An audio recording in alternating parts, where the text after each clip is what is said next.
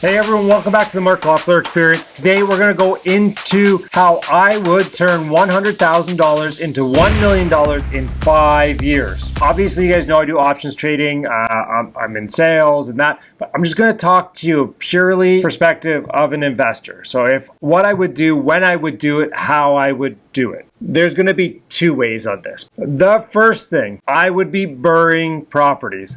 Buy, renovate, rent, refinance, redo. In my opinion, it's the fastest source to wealth. So if I owned my own home and I was just trying to turn an extra $100,000 into $1 million in 5 years, I would burr. If I didn't own my own home, I would go ahead and I would buy my principal residence, 5-10% down, depending if you're 2 or 4 units, but you'd get a multi-unit or turn one into a multi-unit, like take a single and turn it into 3. I would live in one unit, rent the other units, and I would pull all my money out.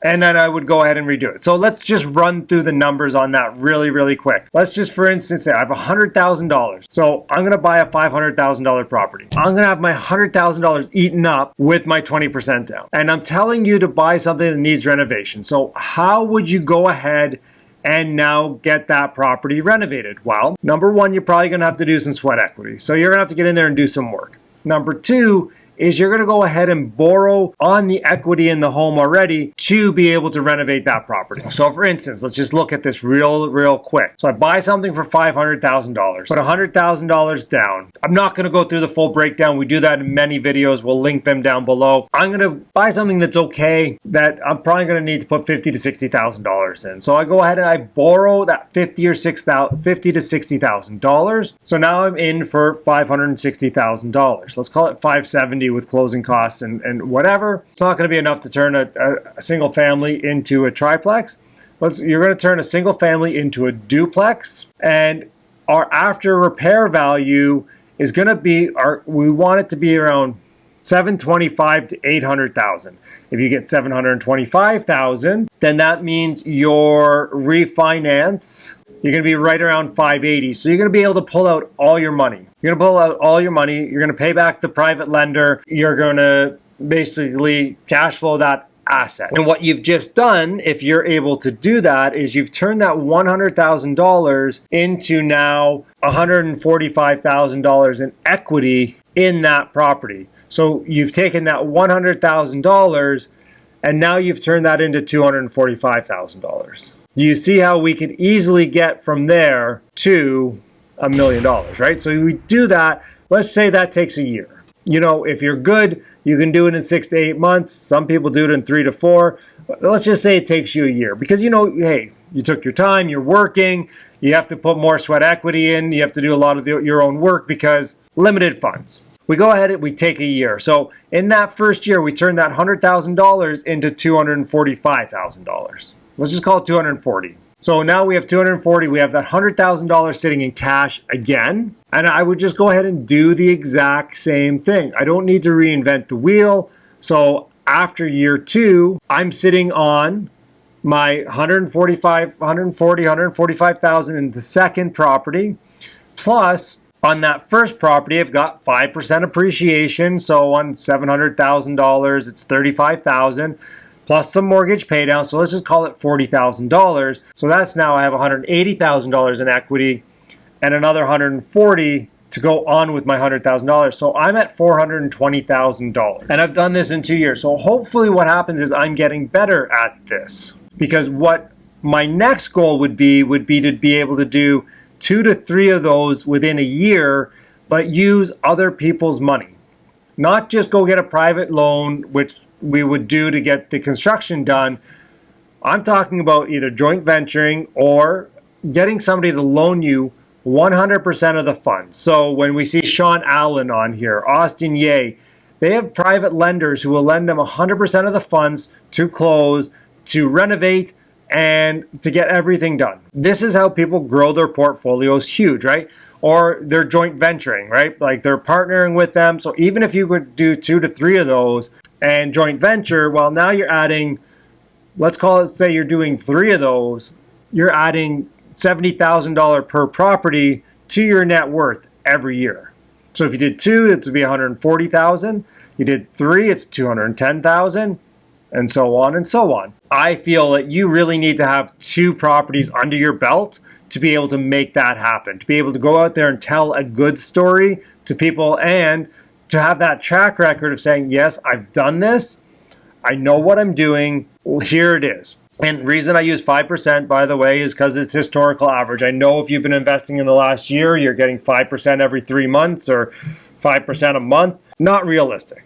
Never gonna, well, I'm not gonna say never gonna happen again, but very unrealistic. I don't need to use those numbers. I use historical averages because at some point we come back down to that historical average. What I would do with my $100,000 cash at that point is that's when I would start options trading. When I don't have to use any of my own money to invest in real estate, I would then take that $100,000 and invest it for cash flow. Because at the end of the day, these BRRRRs aren't probably going to cash flow all that great. You might make a couple $100 a month, but I'm always putting that back into the property. I'm always just letting it sit there. I'm not really taking that money. But the $100,000, now I'm going to start options trading that. And on the options trading side, you're looking at let's conservatively say 25 to 40% return. So you're making $40,000 a year. So if you can do 3 BRRRRs with other people's money in your 3rd year, that's $210,000. And let's just say you're not options trading, you make some mistakes, which happens in your 1st year, and you trade some stuff you shouldn't trade. So let's say you make a 20% return. Okay, so that's $20,000. So now you're up $230,000. So now you're taking the equity that you've had. So you're $210,000 on the one, $170,000 on the second, plus you've added $20,000, plus another $210,000. We've taken that $100,000 original, and we've turned that into, what's that, $610,000 in 3 years. And so in the 4th year, really, you just need to do 3 more BRRRRs with a partner. Listen, if you did this with just private money, then you're probably making $100,000 per unit. But if you partner, obviously you give up more of the equity. You have less risk, yet the reward isn't as big. You're giving away profit to your partners, right? So let's just say we added 3 more with joint venture partners in the 3rd year, $210,000. You've gone ahead and you've made 30% return on your options trading. So that's $36,000 because you're now trading $120,000.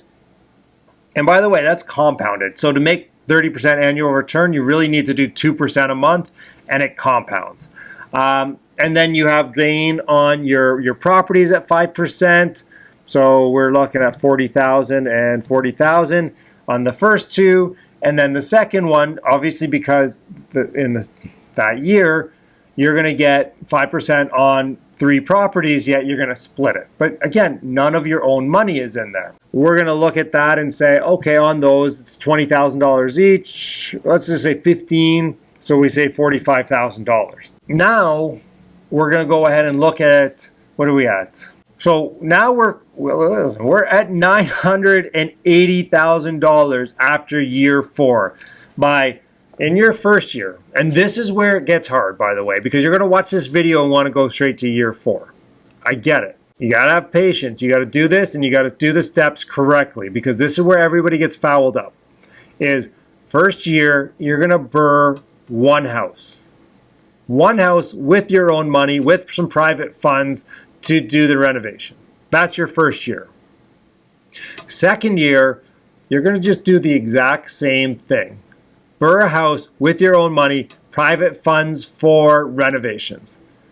It's in your 3rd year that this really starts to kick, because you're going to start options trading, and you're going to use other people's money to be able to invest in real estate, whether it's joint ventures or going out and borrowing the money. If you do that by the end of year 4, you're going to have taken that $100,000 and turning it into $1 million.